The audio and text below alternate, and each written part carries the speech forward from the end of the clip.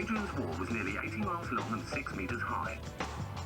And the Romans quarried 4 million tons of rock by hand.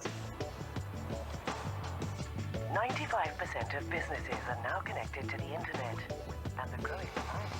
I do most of my business online now. For a free magazine with full listings of all OU programmes, call 0870 900 0352. The Open University and the BBC bring learning to life. Get into the groove in 5 minutes to see what science in the 60s really did for us. Then, could a virus that kills HIV and travels like the flu really happen? Find out at 1:15. There's poetry in motion at 1:30 when Wild Moves tackles the trials of life on land. And remember, there's more science still to come from 2 here on BBC Learning Zone. Meet the scientist who's power mad first as Open Science presents an object lesson in energy. It's a mixture of discovering things that are new, using state-of-the-art equipment and feeling all the time that you're doing something really worthwhile for mankind.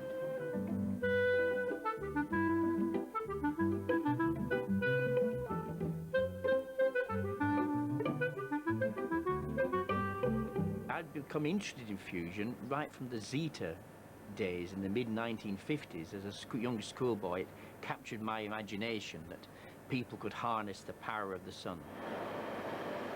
And I'm not sure whether we got television in those days, but seeing it on somebody's television set, there'd been this wonderful breakthrough by British scientists. Fusion's the energy source that powers the sun, and it's a fusing together of the lightest elements. You have to get the nuclei of these very light elements overcoming their normal repulsion to fuse together. The ultimate goal is to provide the standby power source to power the world. When a gas gets very hot indeed, the molecules in it split up into the separate ions and electrons, and this gives us a plasma. Then it responds to magnetic and electrical fields, so we can hold the plasma in various shapes. The first experiments used a cylindrical tube, but the plasma kept leaking out the end, and so people had the bright idea of bending this tube round onto itself to make a torus, like a bicycle in a tube. And that's the tokamak. It's Russian for magnetic bottle.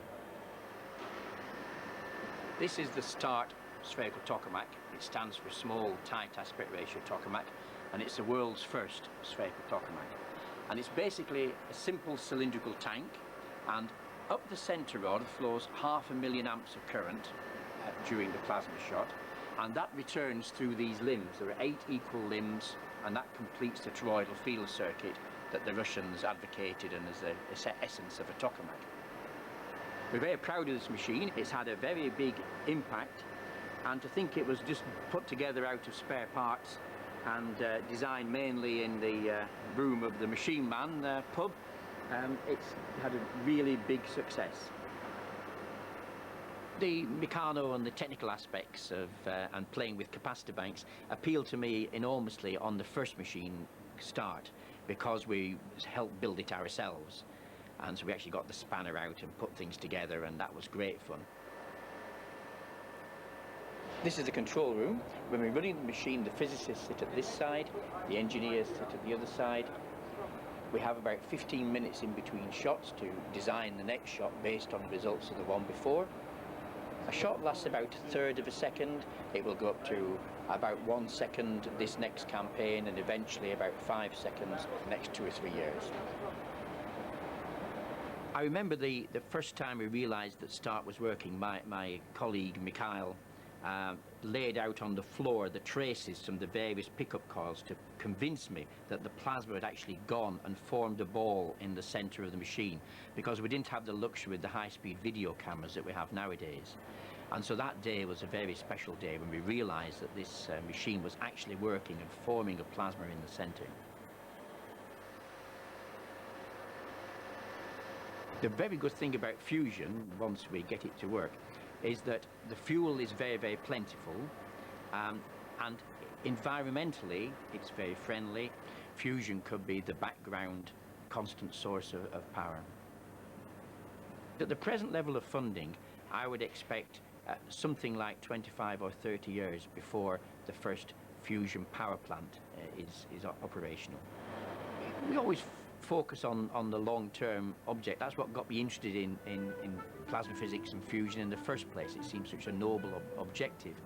But there are intermediate things, just getting new results from the machine are quite fascinating, and there are many problems to be solved, and we hope for new breakthroughs at any time.